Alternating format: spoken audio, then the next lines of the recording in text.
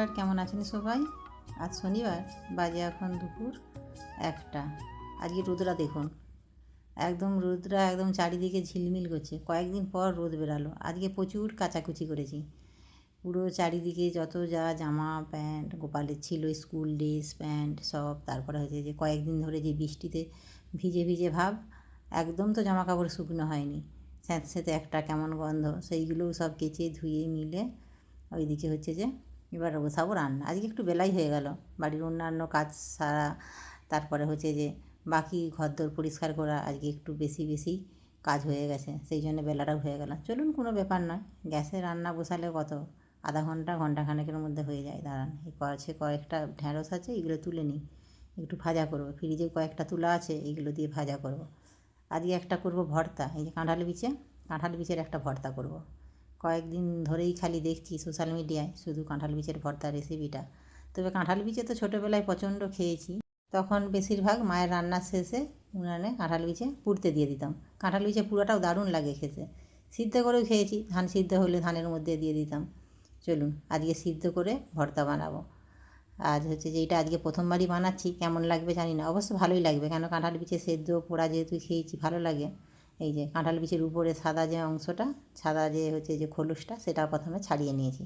কাঁঠাল বিচেগুলো বেশি দিনের থেকে একটু তাজা তাজা হলেই ভালো হয়। এটাতে এখন জল দিয়ে এইদিকে সিদ্ধ হতে থাক, ওইদিকে ভাতটা তো বসিয়ে দিয়েছি, বাকি ওইদিকে ভেন্ডিগুলো আরে কেটে ততক্ষণে জোগাড় করে নিই। এই যে সসপ্যানেই বসালাম, গ্যাসে বসালেও খুব ভালো হয় জানেন। গ্যাসে বসালে সিটি 3-4টে দিয়ে দিলে আমার মনে হয় খুব তাড়াতাড়ি সহজে সেদ্ধ হয়ে যাবে। তবে আজকে এমনি সসপ্যানেই দিয়ে দিচ্ছি। আর বিচের যে কালারটা, গায়ের কালারটা খয়েরি খয়েরি কালার, সেই কালারটা পুরো ছেড়ে একদম জলটা একদম পুরো গাঢ় খয়েরি কালার এসে গেছে। ওইদিকে ভাতটা হয়ে গেছে, তাই গ্যাসটা হচ্ছে যে ওইদিকে বিচেগুলো সেদ্ধ করতে দিয়ে দিয়েছি, এদিকে কোঁড়াটা বসিয়ে ততক্ষণে তরকারিটা করে নেবো।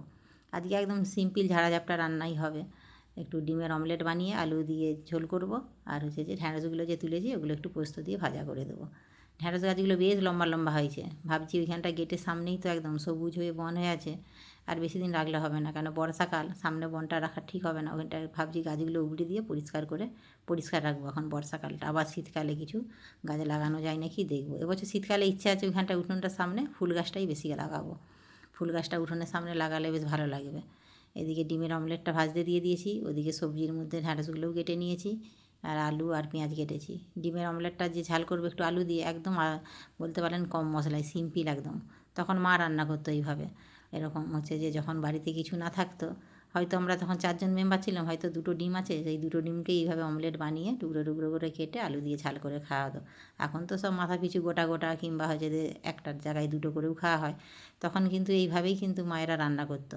তখন বুঝতাম না কেন, তখন মনটা হয়তো যদি গোটা ডিম পেতাম কেন কতই না ভালো হতাম, কিন্তু আজ বুঝি কেন হয়েছে যে ওই রকম 2টো ডিমকে ভাগ করে কুচো কুচো করে রান্না করে খাওয়া হতো। চলুন, তবে তখনকার দিনে তরকারি স্বাদও ছিল একরকম, আর সেই খাওয়ার আনন্দটা, ভাগ করে খাওয়ার আনন্দটাও ছিল একরকম। এইদিকে হচ্ছে যে ডিমটাও ভেজে নিয়েছি অমলেট বানিয়ে কুচো কুচো করে নিয়ে, আর এইদিকে হচ্ছে যে তেলের মধ্যে দিয়ে দিয়েছি আলু আর হচ্ছে যে পেঁয়াজ, তার মধ্যে দিয়ে দিলাম একটু হলুদ, এটা এবার চাপা হয়ে কিছুক্ষণ ভাজা ভাজা হয়ে গেলে তারপরে একে একে মশলাগুলো দেবো। এইদিকে কাঁঠাল বিচিটাও খুব সুন্দর সেদ্ধ হয়ে গেছে, এই যে দেখুন। আর কাঁঠাল বিচের গায়ের যে রঙটা একবার পুরো গাঢ় খয়েরি হয়ে গেছে। দাঁড়ান, এটাকে নামিয়ে ছেঁকে ততক্ষণে ঠান্ডা হতে দিই, ততক্ষণে ওদিকে ডিমের তরকারিটাও হয়ে যাবে। তারপরে হচ্ছে যে এতে হয়ে যে ভর্তাতে মাখানোর জন্য মশলাগুলো একে একে ভেজে নেবো। এরকম সিদ্ধটাও খেতে বেশ ভারী সুন্দর লাগে। গোপাল আজকে বাড়িতে এসেই ভাত খাবে, আর যেহেতু শনিবার তাড়াতাড়ি ছুটি হয়ে যাবে, সেই জন্য বলেই গেছে যে আজকে মিড ডে মিল স্কুলে খাবে না, বাড়িতে এসেই ভাত খাবে। চলুন, কাঁঠাল বিচে ভাবছি কটা ওর জন্য সেদ্ধ রেখে দেবো, কয়েকদিন ধরেই বায়না করছে কাঁঠাল বিচে পোড়া খাবে, কিন্তু উনুনে তো রান্না করা হয়নি, আর বাইরেও সেরকম আমার উনুনের ব্যবস্থা নেই, সেই জন্য আর পোড়া করে দেওয়া হয়নি। আছে একটা আঁচের উনুন, একদিন ভাবছি একদিন ওর জন্যই হচ্ছে যে উনুনে একটু ভাত বসিয়ে আঁচ করে একটু কাঁঠাল বিচে পোড়া খাওয়াবো। এদিকে হয়ে গেছে আমার ডিমের ঝোল, এটাকে এবার একটু সোমবার দেবো। তবে আজকে রসুন কিংবা আদা বলুন কিছুই দিচ্ছি নি, সোমবারে হচ্ছে যে দিলাম তেজপাতা, শুকনো লঙ্কা আর 5 ফোড়ন, আর জিরেটা যে প্রথমে ভেজেছিলাম সেই জিরেটাই ভেজে গুঁড়ো করে এই যে দিয়ে দিয়েছি।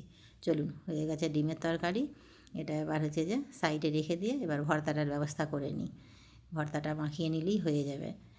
এই যে এদিকে প্রথমে তেলের মধ্যে খানিক কোয়া হচ্ছে যে গোটা কতেক কোয়া রসুন ভেজে নিয়ে শুকনো লঙ্কা ভেজে নিলাম, ওদিকে কাঁঠালের বীজগুলো ঠান্ডা হয়ে গেছে, আর কিছুটা হচ্ছে যে পেঁয়াজ ভেজে নিয়েছি ভর্তার সাথে মাখাবো বলে। আর হচ্ছে যে এর সাথে একটু কালো জিরে তেলের সাথে একটু গরম করে ফোড়ন করে দিয়ে দিয়েছি। তবে এই বিচেগুলো একটু শিলের মধ্যে বাটলে ভালো হয়, জানে না, তবে আজকে আর ইচ্ছে করছে না শিলের মধ্যে বাটাবাটি করতে। বিচেগুলো তো ভালো সুন্দর হচ্ছে যে সেদ্ধ হয়ে গেছে, এই যে দেখুন। তবে শিলের মধ্যে বেটে নিলে পুরো একদম আলু ভাতের মতন একদম মিহি হয়ে যাবে। তাই একটু গ্লাস নিয়ে একটা গ্লাসের সাথে সাহায্যেই ভালো করে মেখে নিচ্ছি। তবে এটা শিলে বাটলে মনে হয় ভালো হবে। তবে আজকে আর ওই যে বললাম এমনিতেই বেলা হয়েছে, আর শিলে বাটাবাটি একটু করছি না, কেন শিলকে আবার হচ্ছে যে ভালো করে গুছিয়ে আবার ধোয়া, আবার হচ্ছে এই করা, অত মানে কাজের দিকে আর বাড়াচ্ছি না। খিদেটাও পেয়েছে, গোপালও স্কুল থেকে চলে এসেছে, এই যে। তবে খুব সুন্দর হয়েছে। চলুন একটু হচ্ছে যে কয়েকটা কাঁঠাল বিচে এমনি গোপাল স্কুল থেকে এসে খেয়ে নিয়েছে। তারপরে হচ্ছে যে বললো মা এটাও ঠিক আছে। তাই ওকে বলছি কী রে, পোড়া খাবি না হচ্ছে যে সেদ্ধ খাবি? তো পোড়াই খাবে, বায়না রইলো। চলুন ওকে একদিন হচ্ছে যে কাঁঠাল বিছে পোড়া করে খাওয়াতে হবে। এইদিকে বেড়ে নিয়েছি ভাত। চলুন ভাতগুলো আগে হচ্ছে যে খাওয়া দাওয়া করে নিই, কেননা হচ্ছে যে কারণ বেলাটাও অনেক হয়েছে। ওদিকে সঙ্গীতারও খিদে পেয়ে গেছে, গোপালেরও খিদে পেয়ে গেছে। বাহ, সঙ্গীতা লঙ্কা নিয়েছে রে, তুই খাবি ঝাল? এই এটা কি হলো? তো লঙ্কায় কেউ লোক দিবে নি রে? চলুন, কোনো দিনও ভাতের মধ্যে কাঁচা লঙ্কা সঙ্গীতা নেয় না, আজকে আমি নিয়েছি দেখে দিয়েছি, সেই জন্য ওকে জিজ্ঞাসা করলাম কী রে কাঁচা লঙ্কা খাবি? আর ওর কাণ্ড দেখুন, মাঝে মাঝে এমন কাণ্ড করে না, মানে দেখলেও হাসি পায় আর হচ্ছে যে দেখেও ভালো লাগে। চলুন তাহলে ভিডিওটা আজকে এখানেই শেষ করছি। কেমন লাগলো অবশ্যই জানাবেন। আপনারা সুস্থ থাকবেন, সাবধানে থাকবেন। দেখা হবে অন্য কোনো ভিডিওর সাথে। আর যদি ভালো লাগে একটা লাইক করে দেবেন, আর এইভাবে কাঁঠাল বীজের ভর্তা বানাবেন, দারুণ লাগছে খেতে।